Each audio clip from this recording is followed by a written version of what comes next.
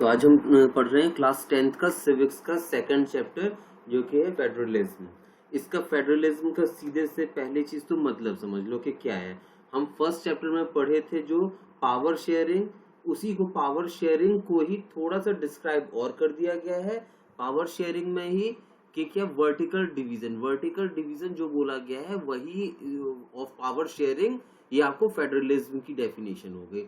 Vertical division of power sharing. अब vertical division क्या होता है, पहले तो चैप्टर जो है उसका मतलब समझना जरूरी है। वर्टिकल डिवीजन मतलब कि आपने पावर शेयरिंग में पहले आपने पढ़े थे कि सेंट्रल गवर्नमेंट है, सेंट्रल गवर्नमेंट कुछ पावर अपने पास रखती है और कुछ पावर स्टेट गवर्नमेंट को दे देती है। स्टेट गवर्नमेंट अब 1992 में ये आया था, 1992 में ये पूरा अधिकतर पूरा बना था ये नियम। तो उसके बाद जो पावर थी वो पंचायत और लोकल गवर्नमेंट में चली गई। लोकल गवर्नमेंट और पंचायत में ये जो लेवल है, ये जो वर्टिकल लेवल है, मतलब सेंट्रल गवर्नमेंट से पावर स्टेट गवर्नमेंट में गई, स्टेट गवर्नमेंट वाले चीज पावर पंचायत या लोकल गवर्नमेंट में गई, तो इसे वर्टिकल डिवीजन बोलते हैं। Vertical division of power sharing मतलब फेडरलिज्म हो गया। मतलब इतना सा है पूरा चैप्टर। और इस चैप्टर की बाकी चीजें अगर आप गांव में रहते हो, शहर में रहते हो, तो अपने शहर और गांव से लिंक करके देखोगे तो पूरा का पूरा चैप्टर आपको वैसे ही समझ में आ जाएगा। इसके अलावा चैप्टर में कुछ भी नहीं है कि पावर शेयरिंग किस फॉर्म में, वर्टिकल लेवल में पावर शेयरिंग, ये आपका फेडरलिज्म हो गया। कैसे करके मैंने आपको बता दिया। फिर से इस लाइन को बोल रहा हूँ क्योंकि ये इंपॉर्टेंट है कि सेंट्रल गवर्नमेंट से पावर आपकी स्टेट गवर्नमेंट में गई, स्टेट गवर्नमेंट से पावर आपकी पंचायत या लोकल गवर्नमेंट में गई। तो ये analyse of policies and politics, मतलब ये जो पॉलिसीज बनती होंगी, कुछ ना कुछ पॉलिसीज होगी कि सेंट्रल गवर्नमेंट से पावर स्टेट गवर्नमेंट में जा रही है, स्टेट गवर्नमेंट से पावर पंचायत राज में जा रही है या लोकल गवर्नमेंट में जा रही है, तो कुछ ना कुछ पॉलिसीज बनती होंगी, कुछ ना कुछ पॉलिटिक्स होती होगी, कुछ ना कुछ पॉलिटिकल टर्म्स यूज होते होंगे। मतलब ये अगर एनालाइज कर लिया, इस चीज को स्ट्रेंथ कर लिया, वर्टिकल डिवीजन को स्ट्रेंथ कर लिया, पावर शेयरिंग को स्ट्रेंथ कर लिया, तो इसे ही हम फेडरलिज्म बोल दिए, या तो इसकी स्ट्रेंथ को करने को ही हम फेडरलिज्म बोल दिए। ये जितना ज्यादा मजबूत होगा vertical division of power sharing, उतना अच्छा फेडरलिज्म होगा। अब इंडिया किस तरीके की कंट्री है, बेल्जियम किस तरीके की, क्योंकि आपने पहले चैप्टर में बेल्जियम और श्रीलंका के बारे में पढ़े थे, तो बेल्जियम ने क्या किया था, श्रीलंका ने क्या किया था, वो आपको पता है। फिर भी मैं बता दूं कि सेंट्रल गवर्नमेंट में बेल्जियम ने दिया था पावर कुछ स्टेट को, स्टेट गवर्नमेंट को दिया था, स्टेट गवर्नमेंट की अपनी कुछ पावर थी। लेकिन श्रीलंका में क्या था, यूनिटरी सिस्टम था। यूनिटरी सिस्टम मतलब कि एक श्रीलंका है, एक सेंट्रल गवर्नमेंट है, वही सेंट्रल गवर्नमेंट की बॉडीज है, उसी ने अपने पास पावर रखी, वही एक लैंग्वेज यूज करने के लिए बोल रहा था पूरे के पूरे देश में। तो यहाँ पर फेडरलिज्म नहीं था। लेकिन बेल्जियम में फेडरलिज्म है क्योंकि सेंट्रल गवर्नमेंट आपकी स्टेट गवर्नमेंट पावर बांटने के लिए तैयार था। ये कब हुआ, 1993 में shifted unitary to federal government, मतलब ये यूनिटरी से फेडरल गवर्नमेंट में पूरी की पूरी तरह के 1993 में आ गया था बेल्जियम में। इस तरीके से ये आप समझ पा रहे होंगे फेडरलिज्म जरूरी है या फेडरलिज्म जरूरी नहीं है। इंडिया, अगर आप पूरे वर्ल्ड का नक्शा देखोगे तो कई कंट्रीज, कई बिगर कंट्रीज, कई अच्छी कंट्रीज, कई बड़ी countries, most of the large countries of the world are federation, मतलब ये इस वाले नियम पर चल रहा है, फेडरलिज्म के नियम पर, फेडरेशन के नियम पर। तो इसका मतलब यहां तक समझ में आ गया होगा। इसके बाद मैं आगे पढ़ता हूँ की फीचर्स ऑफ द फेडरलिज्म, के फेडरलिज्म के की फीचर्स क्या है। फीचर्स मतलब ये वाले सवाल आते ही आते हैं कि क्या आपको फेडरलिज्म में क्या क्या होता है। मतलब जैसे कि मैंने बताया कि सेंट्रल गवर्नमेंट है, सेंट्रल गवर्नमेंट के बाद स्टेट गवर्नमेंट है, स्टेट गवर्नमेंट के बाद आपका क्या है, लोकल बॉडीज है। लोकल बॉडीज मतलब यहाँ पर कितने टीयर्स हो रहे हैं, इसको टीयर्स बोलेंगे, 1 टीयर, 2 टीयर, 3 टीयर, मतलब 3 टीयर्स है। मतलब 2 या 2 से ज्यादा टीयर हो, मतलब केवल सेंट्रल गवर्नमेंट में ना हो, सेंट्रल गवर्नमेंट स्टेट गवर्नमेंट को पावर दे रही हो, मतलब 2 टीयर हो, 2 या तो लोकल गवर्नमेंट को भी पावर दे रही होगी, मतलब 3 अगर यहाँ पर टीयर है तो वो आपका की फीचर होता है फेडरलिज्म के। मतलब कि ये वाली चीज आपको समझ में आ गई, ये पॉइंट आप लिख सकते हैं। पहला पॉइंट, 2 और मोर लेवल्स ऑफ गवर्नमेंट, इस तरीके से हो गया।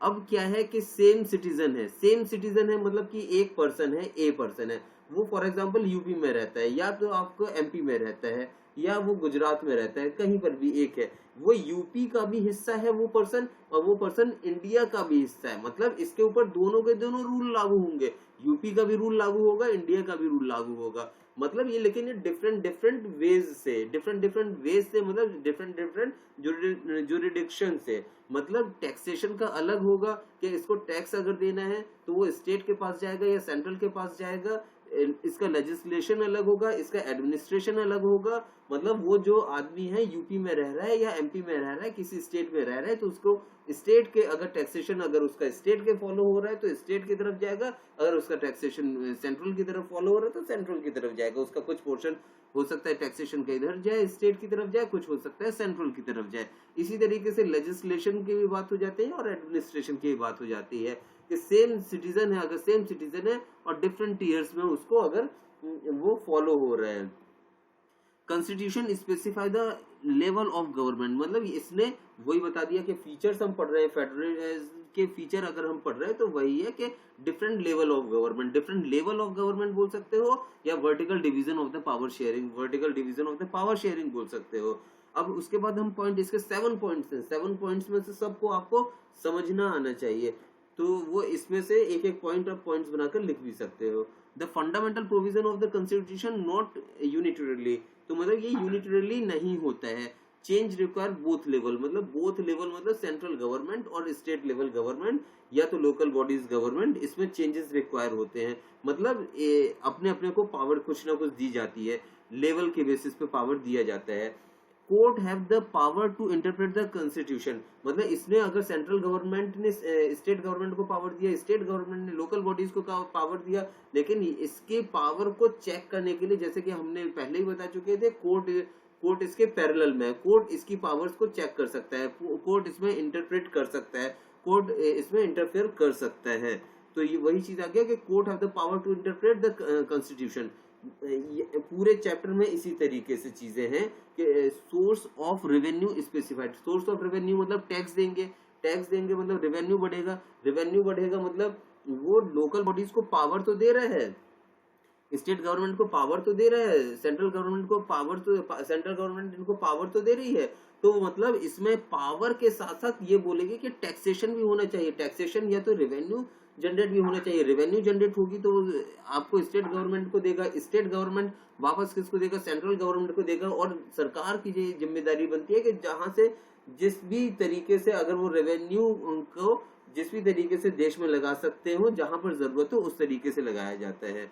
The safe guard and promote unity of the country, मतलब इससे यूनिटी ऑफ द कंट्री भी बनी रहती है। अगर सारी की सारी पावर, पिछले चैप्टर की तरह मैं वही चीज बता रहा हूँ कि अगर सारी की सारी पावर सेंट्रल गवर्नमेंट के पास होगी तो वो यूनिटी होना भी थोड़ा सा मुश्किल है इतने बड़े देश में। इस कारण से पावर आपको लोकल लेवल में भी देनी जरूरत पड़ गई।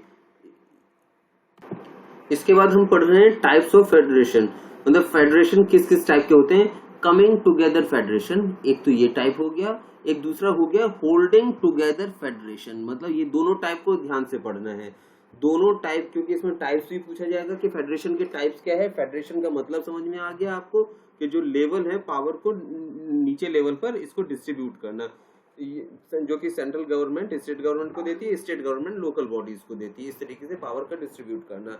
अब हम सबसे पहले पढ़ रहे हैं कि coming together federation. Coming together नाम से ही पता है कि कमिंग टुगेदर मतलब कि इकट्ठे आना। इकट्ठे आना किस चीज के बारे में हम बात कर रहे हैं, स्टेट के बारे में बात कर रहे हैं, राज्य के बारे में बात कर रहे हैं, देश के बारे में बात कर रहे हैं, तो उसी के रेस्पेक्ट में इकट्ठे आना। मतलब क्या हुआ कि ये छोटे छोटे अगर छोटे छोटे स्टेट्स हैं, अगर ये इतने सारे स्टेट्स हैं किसी भी कंट्री में और वो इंडिपेंडेंट है, ये भी इंडिपेंडेंट है, सब अपने इंडिपेंडेंट है, independent state coming together by own हो, खुद से वो इकट्ठे हो रहे हैं, फॉर्म अ बिगर यूनिट, और वो एक बिगर यूनिट बना लें, बहुत बिगर यूनिट बना लें, तो वो आपका कमिंग टुगेदर हो गया। कमिंग टुगेदर मतलब कि वो खुद से आ रहे हैं, बाय ओन, बाय सेल्फ। तो इससे क्या होगा, ये अपनी अपनी जो आइडेंटिटी थी वो उनके पास पूरी की पूरी आइडेंटिटी है, इनके पास पूरी की पूरी अपनी पावर है, पूरा ये अपना इस्तेमाल कर सकते हैं। कैन इंक्रीज आइडेंटिटी, तो अपनी ये इंक्रीज करते हैं आइडेंटिटी, रिटेनिंग आइडेंटिटी। अब इस तरीके से कौन कौन से देश हैं, फॉर एग्जांपल अगर मैं बोलूं यूएसए, यूएसए का फुल फॉर्म क्या होता है, United state of America, United मतलब होता है इकट्ठा होना, स्टेट मतलब राज्य, अमेरिका, ठीक है। तो यूनाइटेड स्टेट ऑफ अमेरिका मतलब ये इतने सारे स्टेट्स हैं, इतने सारे स्टेट्स हैं, इतने सारे स्टेट्स हैं, और स्टेट्स अपने मर्जी से इकट्ठा हुए तो ये एक यूनाइट हुए तो यूनाइटेड स्टेट ऑफ अमेरिका इसने अपने नाम दे दिया। इसमें कई छोटे छोटे आपके राज्य हैं। अब स्विट्जरलैंड, ऑस्ट्रेलिया भी इसी के एग्जाम्पल हैं। All states have equal power, सभी स्टेट्स की अपनी इक्वल पावर, सभी स्टेट्स की अपनी इक्वल पावर है। अब अगर हम मैं बात करते हैं कि अपनी इंडिया किस तरीके से मूव करती है, इंडिया किस तरीके से है, वो है holding together federation. Holding together federation मतलब large country divide its power, जितनी भी वो डिवाइड कर सकते हैं पावर को, पावर डिवाइड कर सकते हैं मतलब कि वही चीज कि इसमें हो गया कि सेंट्रल गवर्नमेंट पावर डिवाइड किया अपनी, जो कि स्टेट गवर्नमेंट को दिया, स्टेट गवर्नमेंट पावर डिवाइड करके लोकल बॉडीज को दे रहा है। तो ये इंडिया, स्पेन और जो बेल्जियम कल हम पढ़े थे जिस चैप्टर के, तो वो बेल्जियम ये सब अपनी पावर डिवाइड करता है, शेयर करता है। तो इस दो तरीके का फेडरेशन है, एक कमिंग टुगेदर जो खुद से आ रहे हैं, अपने सबके पास इक्वल पावर है, और एक होल्डिंग टुगेदर मतलब होल्ड कर रहा है, सबको बांध के रख रहा है, तो उसमें इंडिया आ जाता है जो कि सेंट्रल गवर्नमेंट, स्टेट गवर्नमेंट और लोकल बॉडीज में पावर को शेयर करते हैं।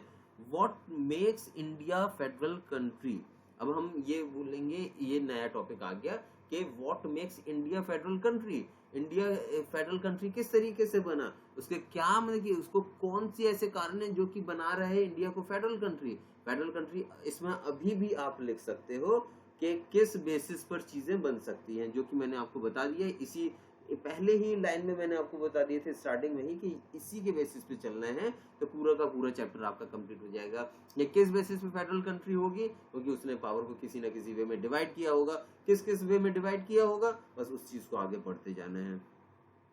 ठीक है, पहले आपने बेल्जियम और श्रीलंका के इश्यूज आपने देख लिए थे, बेल्जियम में क्या इश्यूज थे, श्रीलंका में क्या इश्यूज थे, बेल्जियम ने फिर किस तरीके से सॉल्व किया, श्रीलंका ने किस तरीके से सॉल्व किया, कहां पर सिविल वार हुआ, तो ये वो इसके रिजल्ट्स अच्छे नहीं आए, सिविल वार से बच गया बेल्जियम तो इसके रिजल्ट्स अच्छे आए हैं। तो इस तरीके से अब क्या है कि स्टेट्स में बांटा गया, जो हम लोगों के इंडिया का मैप है, तो वो स्टेट्स में आपके कई स्टेट्स हैं।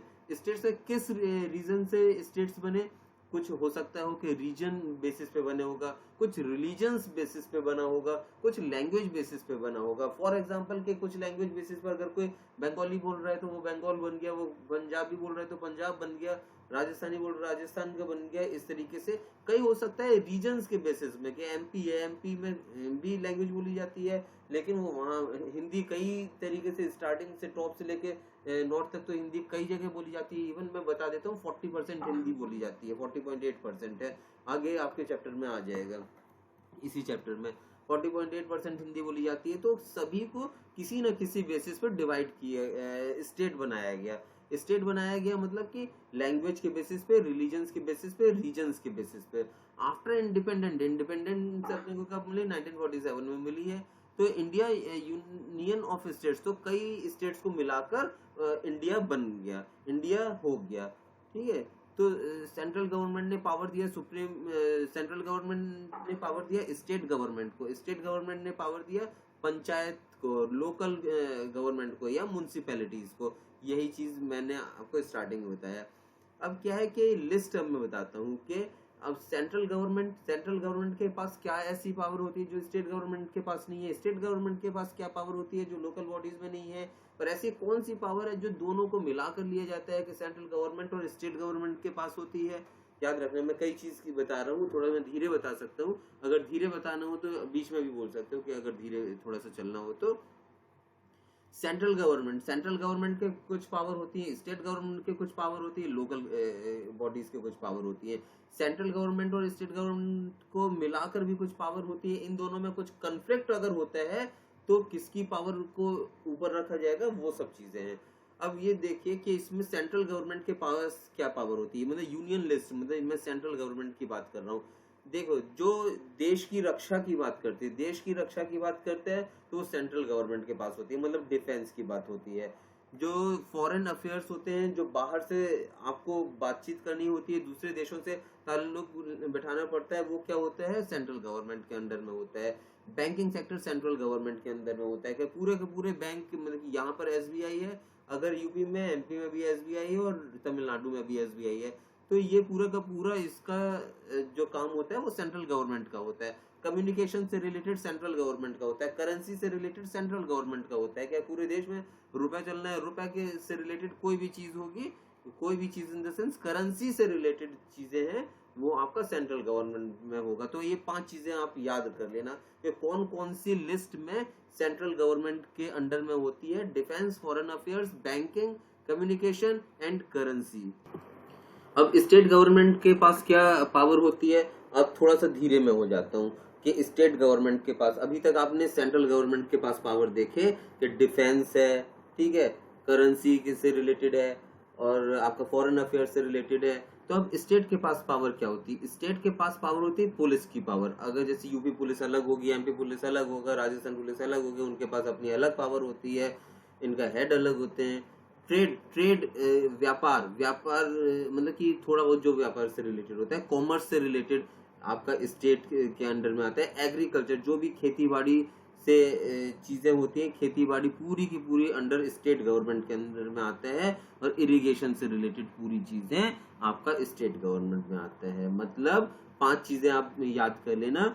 पुलिस सर्विस जो है आप उस तरीके से भी याद कर सकते हो, police service, MP police, UP police, इस तरीके से कि पुलिस सर्विस कहाँ पर होगी, स्टेट का है। ट्रेड, कॉमर्स, एग्रीकल्चर, इरिगेशन, ये 5 चीजें हो गई स्टेट। और भी कई चीजें होती हैं, लेकिन जैसे स्टेट गवर्नमेंट का 5 चीजें बता दिया गया, सेंट्रल गवर्नमेंट का 5 चीजें बता दिया गया कि सेंट्रल गवर्नमेंट के 5 काम, मेन काम क्या है, स्टेट गवर्नमेंट के मेन काम क्या है, ठीक है। वो इसमें इंटरफेयर कर सकता है, नहीं कर सकता है, कितना कर सकता है। अब क्या है कि कुछ कॉन्करेंट लिस्ट होती है। कॉन्करेंट लिस्ट मतलब कि जो स्टेट गवर्नमेंट और सेंट्रल गवर्नमेंट दोनों मिलकर बनाती हैं। सेंट्रल गवर्नमेंट और स्टेट गवर्नमेंट दोनों मिलकर बनाएंगी। मतलब फर्स्ट है उसको आपका एजुकेशन, एजुकेशन से रिलेटेड कोई भी चीज है, मतलब अगर कोई भी चीज है वो सेंट्रल गवर्नमेंट भी बना सकती है कॉन्करेंट लिस्ट, और स्टेट गवर्नमेंट भी बना सकती है कॉन्करेंट लिस्ट के अंदर। इसीलिए आया है कि दोनों में से कोई भी बना सकता है। अब क्या है एजुकेशन, अब ये बताओ कि दोनों में से कोई भी बना सकता है, लेकिन अगर किसी एक चीज में स्टेट गवर्नमेंट बोल रही है मैं ए टाइप का रूल बना रहे हैं और बी टाइप का उसका अपोजिट है और बी टाइप का सेंट्रल गवर्नमेंट बना रही है, तो अगर स्टेट गवर्नमेंट बना सकती है, लेकिन अगर सेंट्रल गवर्नमेंट नहीं चाहे तो नहीं बना सकती है। नहीं चाहे इन द सेंस कि अगर सेंट्रल गवर्नमेंट का इसका अपर हैंड होता है, मतलब सेंट्रल गवर्नमेंट ये टॉप पर होती है एजुकेशन में या तो कॉन्करेंट लिस्ट में। एक फॉरेस्ट है, फॉरेस्ट किसी राज्य में एक है, लेकिन अगर सेंट्रल गवर्नमेंट ने बता दिया कि पेड़ों को नहीं काटना है, तो मतलब कि अगर सेंट्रल गवर्नमेंट अपर हैंड है, वो उसने मना कर दिया तो नहीं काटना है। एजुकेशन में अगर बोल दिया गया कि 1st से लेके 5th तक के बच्चों को सभी को फ्री खाना मिलेगा सरकारी स्कूल में, तो उन्होंने एजुकेशन पर बना दिया तो वो चीज रहेगा। और उसके बाद ट्रेड यूनियन, व्यापार संघ, ट्रेड से रिलेटेड, ट्रेड यूनियन से रिलेटेड चीजें कॉन्करेंट लिस्ट में आ जाती है। मतलब स्टेट भी बना सकता है, सेंटर भी बना सकता है, लेकिन सेंटर अगर मना करना चाहे तो उस चीज में मना कर सकता है अगर कन्फ्लिक्ट होता है तो। इसके बाद मैरिज से रिलेटेड चीज, एडॉप्शन से रिलेटेड चीज और सक्सेशन से रिलेटेड चीज। मतलब मैरिज, शादी, वैसे एडॉप्शन मतलब किसी को एडॉप्ट करना, सक्सेशन मतलब उत्तराधिकार।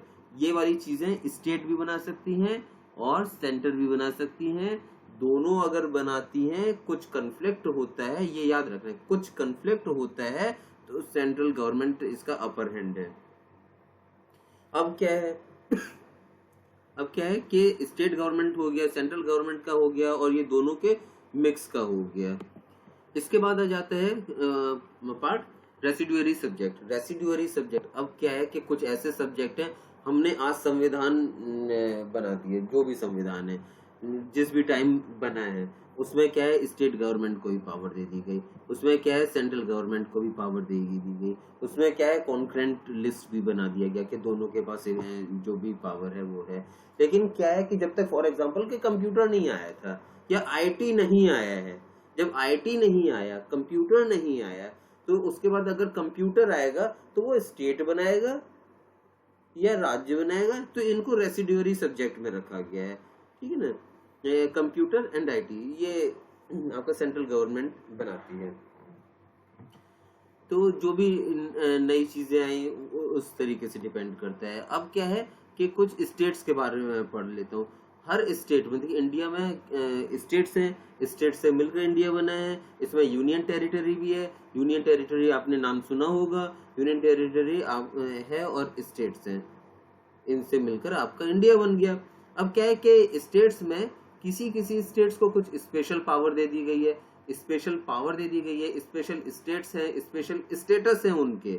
मतलब फॉर एग्जांपल अभी से पहले जो बुक में लिखा है, पहले क्या होता था, जम्मू कश्मीर को कुछ स्पेशल पावर थी, जम्मू कश्मीर को कुछ स्पेशल पावर थी, उनका कुछ अलग संविधान था, तो वो चेंज बाद में हुआ, अभी हो गया। लेकिन इसके पास पहले स्पेशल पावर थी कि यहाँ कोई जमीन नहीं खरीद सकते, यहाँ पर इस तरीके से काफी चीजें चेंजेस है। वो डीपली मैं नहीं जाऊंगा इसमें, लेकिन अगर कुछ चेंज कराना है किसी कॉन्स्टिट्यूशन में तो उसके क्या रूल होते हैं, वो ये आपका central government as well as आपका स्टेट गवर्नमेंट दोनों के मिलकर, और कितना कितना इसका पोर्शन में यस होना चाहिए, तब जाकर चीजें चेंजेस होती हैं। वो चीज हम आगे आएंगे। अब क्या है कि यूनियन टेरिटरी के बारे में बात करता हूँ। स्टेट्स क्या है, स्टेट्स का कुछ एरिया आपने देखोगे एमपी यूपी ये सब बड़े हैं, ठीक है, राजस्थान बड़ा है, जम्मू कश्मीर बड़ा है, और ठीक है कुछ छोटे भी है, तो उसके भी वहाँ जैसे सेवन सिस्टर्स में अगर आप सिक्किम ले लेते हैं, अरुणाचल प्रदेश ले लेते हैं, नागालैंड लेते हैं, एरिया वाइज वो भी बड़े हैं एज कंपेरिजन टू। अगर मैं बोलूँ कि दिल्ली से, चंडीगढ़ से, लक्षद्वीप से, अंडमान निकोबार से, जिनको यूनियन टेरिटरी बोला गया है। लेकिन यूनियन टेरिटरी क्यों बनाया गया है, या तो इनका स्मॉल एरिया है इसलिए बनाया गया है, मतलब स्मॉल एरिया है, पहला कारण है स्मॉल एरिया, या इनका ज्योग्राफिकल एरिया के कारण से।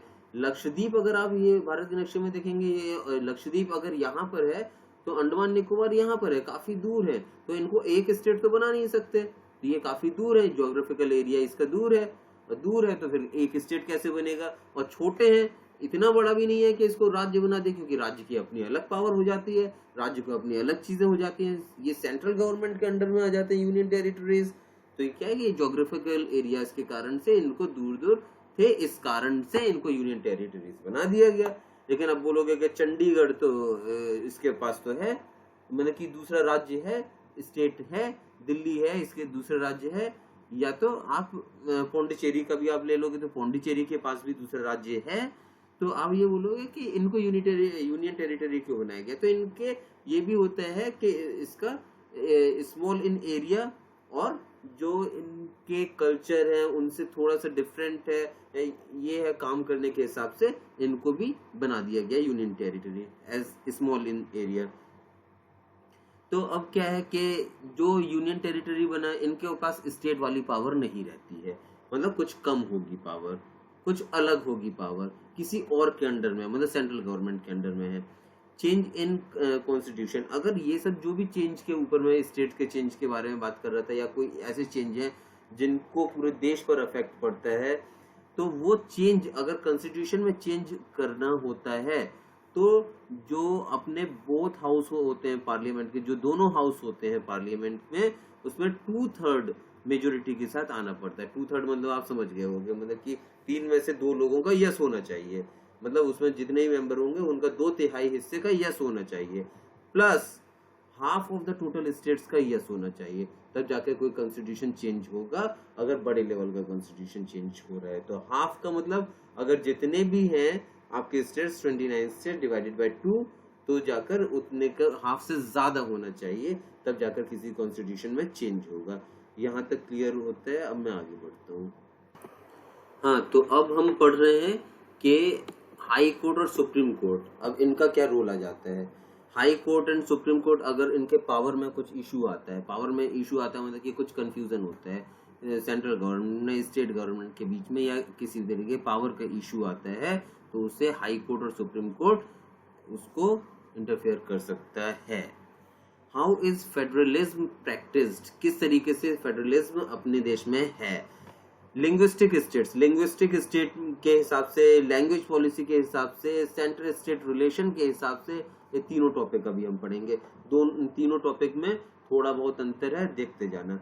लिंग्विस्टिक स्टेट मतलब लैंग्वेज के हिसाब से हम लोग वो फेडरलिज्म करते हैं। फेडरलिज्म मतलब आप समझ रहे होगे सीक्वेंस में सेंट्रल गवर्नमेंट, स्टेट गवर्नमेंट, और स्टेट भी किस तरीके से बनता है, लैंग्वेज के बेसिस पर। अगर देखो यहाँ पर आप नाम देखना, नागालैंड, उत्तराखंड, झारखंड, इन ये सब एग्जाम्पल हैं जो कि या तो लैंग्वेज के बेसिस पे बने होंगे, या कल्चर के बेसिस पे बने होंगे, या एथनिसिटी के बेसिस पे बने होंगे, मतलब जातीयता के हिसाब से, या ज्योग्राफिकल के हिसाब से बने होंगे कि उनकी ज्योग्राफी इस तरीके से है। तो ये लिंग्विस्टिक स्टेट है। अब क्या है कि लैंग्वेज के स्टेट, लैंग्वेज है फॉर एग्जांपल तमिलनाडु है या नागालैंड है, यहाँ पर एक स्टेट बना दे बाई चांस, दोनों में लैंग्वेज अलग होती है, तो इनको कम्युनिकेट करने में भी दिक्कत आएगी क्योंकि इनकी ऑफिशियल लैंग्वेज अलग होगी। तो मतलब क्या हो गया, नागालैंड है तो इसकी कुछ अलग ऑफिशियल लैंग्वेज होगी, तमिलनाडु इसकी अलग ऑफिशियल लैंग्वेज होगी। ऑफिशियल लैंग्वेज की बात कर रहा हूँ मैं, ऑफिशियल लैंग्वेज। और ये क्या है कि नागालैंड में ऑफिशियल लैंग्वेज अगर जैसे फॉर एग्जांपल हिंदी, इंग्लिश, और इनका तमिलनाडु में तमिल भी है ऑफिशियल लैंग्वेज, तो वो उनको यूज कर सकता है। तो यहाँ पर मोर यूनाइटेड होंगे, तमिलियंस जो भी होंगे वो फिर यूनाइटेड होंगे, पंजाबी जो होंगे वो यूनाइटेड होंगे। आपका एडमिनिस्ट्रेटिव इजियर होगा। अगर मैं यहाँ से कुछ कमांड वहां पर भेज रहा हूँ और वहां पर लोग नहीं जानते हैं उस लैंग्वेज को, ऑफिशियल लैंग्वेज नहीं जानते हैं, तो फिर दिक्कत होगी। मतलब एडमिनिस्ट्रेटर भी इजियर होगा अगर वो इंटरनली अपने आप को वहां पर प्रॉब्लम को अपने लेवल पर सॉल्व कर लेते हैं। तो किस किस बेसिस पर स्टेट्स बन सकते हैं, स्टेट्स बने हैं, या और भी क्राइटेरिया हो सकता है जैसे कि लैंग्वेज, कल्चर, जातीयता, एथेंसिटी और ज्योग्राफी, इन चार के बेसिस पर। अब क्या लैंग्वेज पॉलिसी के बारे में बात करता हूँ। ये ध्यान देने वाली चीज है, हिंदी कैसी लैंग्वेज है आपकी, ऑफिशियल लैंग्वेज, मदर टंग है। बट नेशनल लैंग्वेज, अगर नेशनल लैंग्वेज के बारे में बात करूं कि which is the national language, तो नेशनल लैंग्वेज अपनी कोई भी नहीं है। ये ध्यान रखना, ये आपकी बुक में भी लिखा हुआ है। इवन 40% आपका हिंदी बोलने वाले लोग हैं पूरी कंट्री में, केवल 40%, मतलब 50%, आधे लोग भी हिंदी बोलने वाले नहीं हैं, तो 40% बस बोलने वाले लोग हैं। नेशनल लैंग्वेज कोई भी नहीं है। हिंदी जो है वो ऑफिशियल लैंग्वेज है, वो मदर टंग है। ऑफिशियल लैंग्वेज और भी है, 21 और ऑफिशियल लैंग्वेज बोली गई है कि ऑफिशियल लैंग्वेज समझ में आ गया होगा कि अगर जैसे तमिलनाडु है, तमिलनाडु में तमिल बताया गया, तमिल में ऑफिशियल वर्क किया गया, तो उनको ज्यादा समझ में आएगा, उनका ज्यादा काम होगा और ज्यादा प्रोडक्टिविटी होगी। English for official language stop किया गया था, पहले इंग्लिश चलती थी, 1965 में बोल दिया गया कि इंग्लिश को हम ऑफिशियल लैंग्वेज नहीं बनाएंगे, हम फॉर एग्जाम्पल हम दूसरे को इंग्लिश को हम नहीं बनाना चाहते हैं। लेकिन जो नॉन स्पीकिंग स्टेट्स थे, मतलब फॉर एग्जाम्पल तमिलनाडु में भी काफी वायलेंट हुआ था, नॉन स्पीकिंग स्टेट्स हैं या तो जो हिंदी नहीं जानते हैं, जो इंग्लिश जानते हैं, तो उन्होंने काफी मतलब कि वायलेंट सिचुएशन में आ गए थे। वायलेंट सिचुएशन में आने के बाद फिर वो एग्री कर गए, सेंट्रल गवर्नमेंट एग्री कर गया या बाद में एग्री कर गया कि इंग्लिश को भी हम लोग एज इट इज रहेंगे, वो ऑफिशियल लैंग्वेज होगी। तो इंग्लिश भी ऑफिशियल लैंग्वेज है, पहले थी, फिर 1965 में हटा दिया गया, हटाने पर वायोलेशन हुआ, वायोलेशन के बाद फिर से इंग्लिश आपका बना दिया गया। ये दो चीज होगी, लैंग्वेज पॉलिसी, लैंग्वेज को पॉलिसी मतलब कौन सी ऑफिशियल लैंग्वेज है, कितनी ऑफिशियल लैंग्वेज है, इंग्लिश ऑफिशियल लैंग्वेज है, हिंदी ऑफिशियल लैंग्वेज है, और एक लिंग्विस्टिक के बेसिस पे आपका स्टेट का डिवीजन हो गया। Centre state relation, centre state relation में क्या होता है, जैसे कि सेंट्रल गवर्नमेंट हो, सेंट्रल गवर्नमेंट में क्या हो गया, जैसे हाउस हो गए, ठीक है, हाउस हो गया मतलब लोकसभा हो गया, लोकसभा में फॉर एग्जांपल कि 545 सीट्स हैं या जितनी भी सीट्स हैं आपकी, उसमें आपके एमपीज चुने जाएंगे, एमपी होते हैं। अब एमपी क्या है कि अगर इसमें कुछ पर्टिकुलर सीट्स होती हैं, ये टोटल सीट्स है, इसमें से अगर इतना हिस्सा अगर नहीं हो तो वो सरकार नहीं बना सकती है। फॉर एग्जांपल किसी भी चीज में अगर मैं बोलूं कि इसमें इतना हिस्सा अगर नहीं है तो सरकार नहीं बनेगी, सरकार नहीं बनेगी तो क्या होगा, हो सकता है कि इसमें कुछ इनको इतना मिला, लेकिन ये पोर्शन को कवर करने के लिए, मतलब और सीट्स इनको लाने के लिए, वो और सीट्स किसी ना किसी दूसरी पार्टी को प्लस करेंगी। मतलब वो हो सकती है कि कोई लोकल पार्टी हो, वो हो सकती है यूपी में कोई लोकल पार्टी हो, वो हो सकती है कि एमपी की कोई लोकल पार्टीज हो, और एमपी के लोग हों, तो इन दोनों को प्लस करके अगर वो इतनी संख्या ले लेती है तो वो सरकार बना लेगी। वो सरकार बना लेगी मतलब सेंट्रल गवर्नमेंट में उसका आ जाएगा, सेंट्रल गवर्नमेंट में आ जाएगा तो उसे कोलिशन गवर्नमेंट बोलते हैं। कोलिशन गवर्नमेंट बोलते हैं मतलब गठबंधन की सरकार। ये नाम आप सुने होंगे।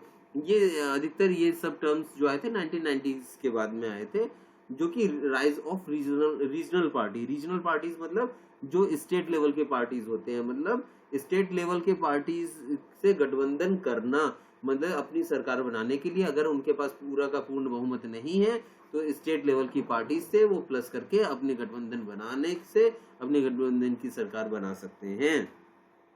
तो ये पूरी भारत में इस तरीके से था और किसी स्टेट से उसने हेल्प लिया। स्टेट से हेल्प लेने पर ये सरकार बना लिया। सरकार बना लिया तो इन दोनों का, दोनों इसके पास भी पावर पहुंच गई, इसके पास भी पावर पहुंच गई, इसको भी कुछ पोस्ट दे दिया, ये अपने पास भी कुछ पोस्ट रखा, तो दोनों में शेयरिंग हुआ। शेयरिंग हुआ तो रेस्पेक्ट होगा, दोनों एक दूसरे की बात मानेंगे, तो इससे भी ये प्लस हुआ। Sharing and respect for authority of the state government, मतलब वो काम को और आगे करने में अच्छा रहा। तो मतलब ये हम लोग जो पढ़ रहे हैं वो याद रहे कि हाउ फेडरलिज्म प्रैक्टिस, मतलब किस तरीके से फेडरलिज्म अफेक्ट हुआ और किस तरीके से फेडरलिज्म को अच्छी दिशा हम दे पाए। वो लिंग्विस्टिक के बेसिस पे लैंग्वेज की पॉलिसी बनाने में और सेंटर स्टेट रिलेशंस बनाने में ये चीज आपको मदद की। अब हम पढ़ेंगे, इसका लास्ट टॉपिक है लगभग डिसेंट्रलाइजेशन। डिसेंट्रलाइजेशन, सेंट्रलाइजेशन मतलब एक जगह, डिसेंट्रलाइजेशन मतलब बिखरा हुआ, लगभग हर जगह से, मतलब कि सेंटर एक जगह नहीं है। एक जगह नहीं है मतलब ये स्टेट्स है, स्टेट से मिलकर बना हुआ है। स्टेट से मिलकर बना हुआ है मतलब इंडियन स्टेट्स के बारे में बात कर रहे हैं। इंडियन स्टेट्स कई हैं, इंडियन स्टेट्स कई हैं और यूरोपियन कंट्रीज कई हैं। मतलब इन दोनों में मैं लिंक बता रहा हूँ कि क्या है। इंडियन स्टेट्स, यूरोपियन स्टेट्स कई हैं, आपने सुना होगा बेल्जियम, ये आपका ऑस्ट्रिया, पोलैंड और फ्रांस, इटली, ये सब कंट्रीज हैं और इनके एरिया इंडिया के स्टेट के एरिया से भी छोटे हैं। कई स्टेट्स हैं इनकी कंट्रीज, तो इवन पॉपुलेशन में बोलते हैं तो पॉपुलेशन में भी, मतलब आप ये अगर बोल सकते हो कि अगर पॉपुलेशन के बेसिस पे अगर बोलते हो तो यूपी की पॉपुलेशन ज्यादा है, उत्तर प्रदेश की पॉपुलेशन ज्यादा है रशिया से, महाराष्ट्र की पॉपुलेशन ज्यादा है जर्मनी से। जर्मनी आपकी यूरोपियन कंट्रीज में आ जाती है। तो क्या है इसमें डिसेंट्रलाइजेशन का मतलब क्या है। डिसेंट्रलाइजेशन का मतलब कि आपने ये स्टेट्स में, इंडियन स्टेट्स में बदल दिया, स्टेट में बदल दिया तो स्टेट्स को पावर दी गई, स्टेट्स को पावर दी गई तो फिर लोकल गवर्नमेंट को पावर दी गई, लोकल गवर्नमेंट या लोकल बॉडीज को पावर दी गई। तो जब अगर पावर दी गई, where power given to third tier, जब थर्ड टीयर को पावर दिया गया, मतलब सेकंड टीयर से पहले सेंट्रल गवर्नमेंट के से स्टेट गवर्नमेंट में आई, जब ये थर्ड टीयर में आया, थर्ड टीयर मतलब कि अब ये सेंटर नहीं रहा, तीन जगह पावर बटी हुई है, तो इसी को डिसेंट्रलाइजेशन बोल दिया गया। मतलब जब पावर आपकी गई थर्ड टीयर में या लोकल बॉडीज में तो आपको डिसेंट्रलाइजेशन बोल दिया गया। डिसेंट्रलाइजेशन की जरूरत क्या थी। स्टेट बहुत बड़ा होता है, उत्तर प्रदेश बहुत बड़ा है, मथुरा से लेकर आपका लखीमपुर खीरी तक है, एमपी बहुत बड़ा है, राजस्थान बहुत बड़ा है। तो क्या है कि स्टेट में एक जगह बैठा हुआ आदमी शायद वहां तक उसका बहुत अच्छी नॉलेज नहीं हो, तो उसने लोकल बॉडीज बनाया। लोकल बॉडीज में क्या है कि अगर आप मथुरा में रहते हो तो मथुरा की लोकल समस्या आपको ज्यादा पता होगी कि ये नहीं कि वहां से कोई 1000 किलोमीटर दूर बैठा है तो उसको ज्यादा पता होगी या सेंट्रल गवर्नमेंट को ज्यादा पता होगी। तो इसी कारण से डिसेंट्रलाइजेशन की जरूरत पड़ी, मतलब थर्ड टीयर की जरूरत पड़ी। तो इसमें बेटर नॉलेज ऑफ लोकल, तो लोकल की जरूरत पड़ी, लोकल बॉडीज की जरूरत पड़ी, लोकल गवर्नमेंट की जरूरत पड़ी। तो क्योंकि वो लोकल जो वहां का होगा तो उसको बेटर नॉलेज होगी लोकल की, वो बेटर आइडियाज दे सकता होगा कि अपने लोकल में कि यहाँ पर क्या जरूरत है क्या नहीं जरूरत। फॉर एग्जांपल अगर मैं कुछ भी एग्जांपल आप ले लो कि यहाँ पर सूखा ज्यादा पड़ता है इस सीजन में, यहाँ पर पानी ज्यादा बरसात इस सीजन में होती है, यहाँ रेनकोट की जरूरत है, यहाँ कुछ नाली की जरूरत है, यहाँ सड़क की जरूरत है या हैंडपंप की जरूरत है। तो लोकल इंसान को ज्यादा पता होगा वहां पर स्टेट गवर्नमेंट और सेंट्रल गवर्नमेंट को उतना आइडिया नहीं होगा जितना लोकल को, तो इसलिए लोकल को पावर देना भी जरूरी था। पावर देंगे तो वो वहां से रेवेन्यू भी जनरेट करने के लिए बोलेगा। तो ये चीज है कि डिसेंट्रलाइजेशन की इसलिए जरूरत पड़ी, मतलब कि और एक लेवल पर हमने पावर को बढ़ा दिया। तो ये बेस्ट सेटल्ड कर सकते थे, और ये मैनेज थिंग्स कर सकते हैं, मनी को स्पेंड कर सकते हैं अपने अपने तरीके से। तो ये लोकल सेल्फ गवर्नमेंट बोल दिया गया, self government, local self government. अब गांव से रिलेटेड होते हैं तो आपने पंचायत नाम सुने होंगे, अगर आप शहर से रिलेटेड होंगे तो म्युनिसिपैलिटीज नाम सुने होंगे। इनके ये स्टेट गवर्नमेंट के अंडर में आते हैं, दोनों के दोनों स्टेट गवर्नमेंट में आते हैं। बस याद रहे कि विलेज के बारे में, विलेज में पंचायत होता है, पंचायत राज होता है।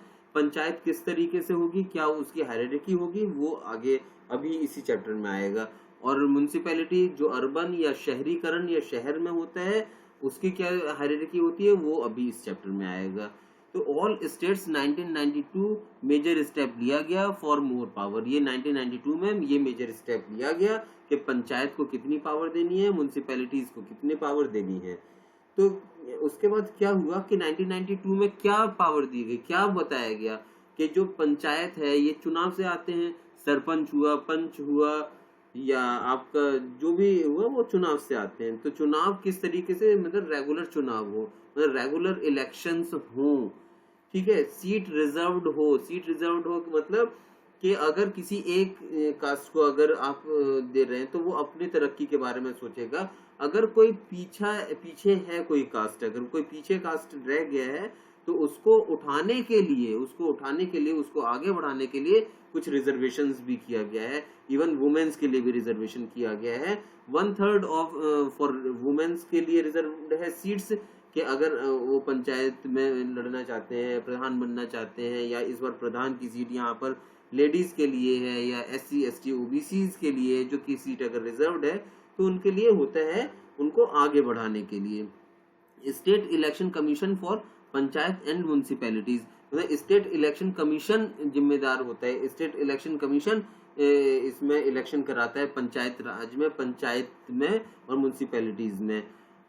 फिर से वही चीज आ गई कि power and revenue to local bodies, मतलब यहाँ पर पावर दिया गया है तो लोकल बॉडीज को दिया गया है, तो लोकल बॉडीज से वो ये चाहेंगे भी कि रेवेन्यू जनरेट हो। इन शॉर्ट फिर से मैं बोल देता हूँ कि विलेज में पंचायत राज होता है और अर्बन में म्युनिसिपैलिटीज होता है। इसको मैं फिर से समराइज कर रहा हूँ। और ये क्या 1992 में बोला गया कि ये रेगुलर इलेक्शन होंगे, सीट रिजर्व होंगी वुमेन्स के लिए, SC ST OBC के लिए, 1/3 वुमेन के लिए होगा। स्टेट इलेक्शन कमीशन ये पंचायत और म्युनिसिपैलिटीज के इलेक्शंस वगैरह में देखेंगे। आपको अगर हम पावर दे रहे हैं तो आपसे हमको रेवेन्यू की भी जरूरत पड़ेगी। इसके बाद हम पढ़ रहे हैं कि क्या इसकी हायरार्की है, इसको भी ध्यान से पढ़ना है। हायरार्की समझ में आ जाएगी। अगर गांव में रहते हैं तो थोड़ा सा आइडिया होगा, शहर में रहते हैं तो भी थोड़ा सा आइडिया होगा, वो शहरीकरण के रेस्पेक्ट में। तो क्या है कि इसमें वैसे तो नाम अलग अलग स्टेट्स के अलग अलग भी हो जाता है, लेकिन जो जनरल नाम बोला जाता है वही मैं यूज करूंगा। जो ग्राम सभा मतलब ऑल वोटर्स मतलब सारे गांव के लोग, मतलब सारे गांव के लोग आपका यहाँ पर रहते हैं, तो सभी के बारे में मैं बात कर रहा हूँ। तो वो क्या है, वोट डालेंगे मतलब कि 1 2 3 4 5 इस तरीके से एक गांव में अगर कम लोग हैं, फॉर एग्जांपल 500 लोग हैं, ग्रुप ज्यादा कभी हो सकता है तो 2 गांव को मिला फिर इसमें बना दिया जाता है। क्या बना दिया जाता है, 2 गांव वाले इलेक्शन देंगे। 18 साल से बड़े जो वोट दे सकते हैं कितने लोग हैं। 1000 के ऊपर का गांव होता है तो अलग कंडीशन होती है, 1000 के नीचे का होता है तो अलग कंडीशन होती है, 2000 से ज्यादा का बड़ा गांव है तो अलग कंडीशन होती है। इस तरीके से चुनाव होते हैं। जब ये सभी के सभी वोट देंगे तो जो जीतेगा उसे हम बोलेंगे पंच या वार्ड मेंबर। यही वर्ड लिखा हुआ आपकी बुक में, इसलिए मैं यही, और भी नाम इनके होते हैं लेकिन जो इस बुक में लिखा हुआ है वही चीज मैं बता रहा हूँ। पंच या वार्ड मेंबर होते हैं। अब मतलब मैं ग्राम पंचायत किस तरीके से बनती है वो याद करने वाली चीज है, वो समझने वाली चीज है कि सब के सब ग्राम सभा के लोग हैं, मतलब पूरे के पूरे विलेजर्स हैं, ग्राम सभा के लोग हैं, गांव के लोग हैं। उन्होंने वोट डाला, वोट डालने से ग्राम पंचायत बना, ग्राम पंचायत बन गया। यहाँ तक समझ में आ गया होगा। उसके बाद क्या है, इसमें पंच चुने गए कि पॉपुलेशन के अकॉर्डिंग इसमें पंच चुने जाते हैं। कहीं पर 10 चुना जाएगा, कहीं पर 20 चुना जाएगा, कहीं पर 20 नहीं है, वैसे तो 15 तक लिमिट थी, लेकिन कहीं 10 चुना जाएगा, कहीं 12 चुना जाएगा, डिपेंड्स अपॉन पॉपुलेशन। तो अब इसमें वार्ड मेंबर चुने गए, वार्ड मेंबर चुने गए मतलब पंच चुने गए, पंच चुने गए इसका मतलब क्या है कि ये अब सब मिलके एक सरपंच चुनेंगे, सरपंच चुनेंगे या प्रेसिडेंट चुनेंगे बाय वार्ड मेंबर। तो वार्ड मेंबर सारे मिलके बोलेंगे कि वार्ड मेंबर हैं, हम सारे मिलके एक हम अपना हेड चुनेंगे। तो ये एक गांव का बन गया, एक गांव का अगर पॉपुलेशन कम है तो 2 गांव को मिलाकर या 3 गांव को मिलाकर ये पंच बने और पंच से सरपंच बना।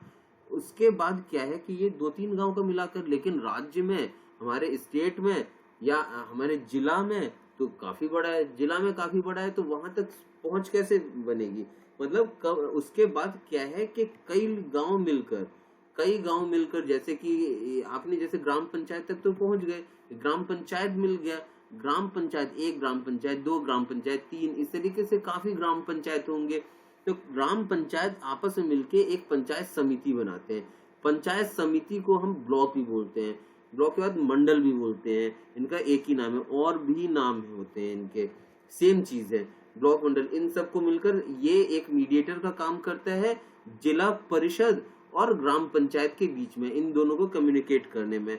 इसी तरीके से पंचायत समिति और भी होंगे, ब्लॉक और भी होंगे, ब्लॉक बड़े बड़े हो गए, इसमें ब्लॉक बड़े बड़े हो गए, ये पूरे जिले में आ गए, जिले मतलब पूरा पूरे राज्य में आ गया। अगर आप उत्तर प्रदेश या मध्य प्रदेश की बात करते हैं तो ये पूरे के पूरे वो स्टेट है, लेकिन जिला क्या हो गया आपका, जिला आपका हो गया फॉर एग्जांपल के गाजियाबाद, ठीक है। तो पूरे गाजियाबाद में अब यह जिला परिषद मेंबर्स बन गया, ये इलेक्टेड पर्सन होते हैं, ये अपना फिर जिला परिषद में भी 1 2 3 4 5 कई लोग होते हैं इलेक्ट होकर आए, ये अपना जिला परिषद चेयरमैन बनाते हैं। तो ये आपका चेयरमैन बन गया, चेयरमैन बन गया, ये मतलब आपका हेड हो गया। अब जिला, ये आपको सीक्वेंस समझ में आ गया होगा। इसके बाद एक थोड़ा सा 5 मिनट का और लेक्चर है, पूरा का पूरा चैप्टर खत्म हो जाएगा। ये सीक्वेंस समझाने के लिए बस ये वाला पेज का मैंने इस्तेमाल किया हूँ। ग्राम सभा से ग्राम पंचायत, ग्राम पंचायत क्या होता है, पंच और सरपंच को मिला के इनके चुनाव होते हैं, मतलब पंच का चुनाव हुआ, पंच ने सरपंच को चुना, सरपंच मतलब ये ग्राम पंचायत 5 10 20 ग्राम पंचायत मिलकर आपका ये पंचायत समिति बनी, ब्लॉक बनी, मंडल बना, ये कई ब्लॉक बनकर ये जिला परिषद मेंबर्स बना, जिला परिषद मेंबर्स चुनाव करके जिला परिषद चेयरमैन बना। आप अपने गांव से रिलेट करके देखना कि आपका एक छोटा सा गांव है, गांव में आपका पंच है कि नहीं है, सरपंच है कि नहीं है, फिर अगर थोड़े से बाहर है तो पंचायत समिति है कि नहीं है, जिला परिषद वगैरह है या नहीं है।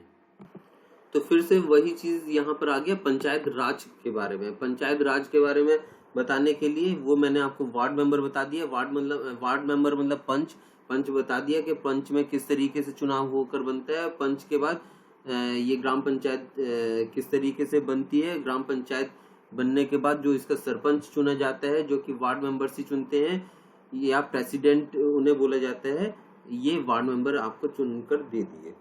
यहाँ तक क्लियर हो गया।